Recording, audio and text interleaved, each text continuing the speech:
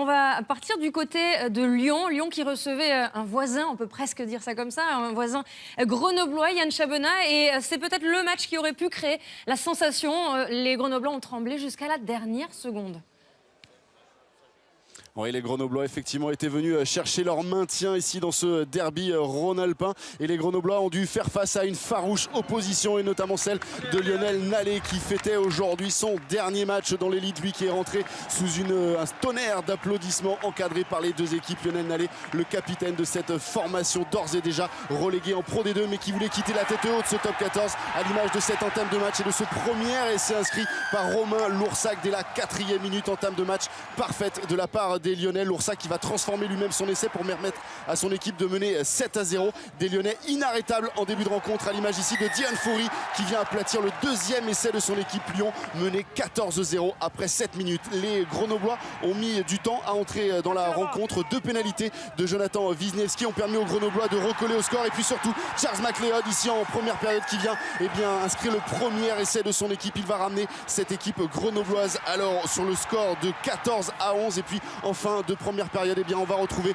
le jeu des Grenoblois, l'alternance avec les avants et puis ensuite les trois quarts. Charles McLeod encore une fois qui va servir Benjamin Thierry, demi-tour contact de Benjamin Thierry qui va attendre les soutiens. Ça va beaucoup mieux à ce moment là de la rencontre pour les Isérois qui vont trouver enfin la solution sur l'extérieur ici avec Mignot qui va s'arracher pour servir Rory Grice, l'homme providentiel dans cette rencontre qui en toute fin de première période permet à Grenoble de mener 18-17. Le maintien alors est plus que jamais d'actualité. Oui mais voilà, les Lyonnais en début de seconde période vont reprendre l'avantage avec cette pénalité de Romain Loursac à plus de 50 mètres. 2 petits points d'avance seulement pour les Lyonnais. Tout est à refaire à ce moment de la rencontre pour les Grenoblois. Les Grenoblois qui vont reprendre le contrôle du ballon, s'installer dans le camp adverse et trouver enfin la solution par ici Jonathan Wisniewski. Un drop qui permet à Grenoble de mener 21-20 puis ensuite 24-23. Les deux équipes se sont vraiment tiré la bourre. On s'est jaugé de part et d'autre, on s'est observé et puis on a surtout utilisé le pied ici de Lucky Monroe qui permet à Grenoble, à Lyon de reprendre l'avantage 26-24 et 29-24 dans la fin de rencontre totalement irrespirable pour les Grenoblois. C'est finalement Estebanez qui met fin au suspense et assure une victoire à cette équipe lyonnaise qui l'emporte donc 29-24. Lionel Nallet peut quitter ses partenaires la tête haute avec cette victoire, la dernière pour lui dans le rugby français. Soulagement également du côté grenoblois. Ce bonus défensif fait la plus grande joie des Isérois.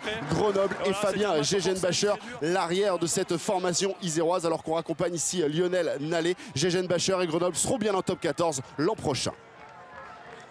Grenoble maintenu, Lyon qui peut sortir la tête haute à l'image de son capitaine Lionel Nallet.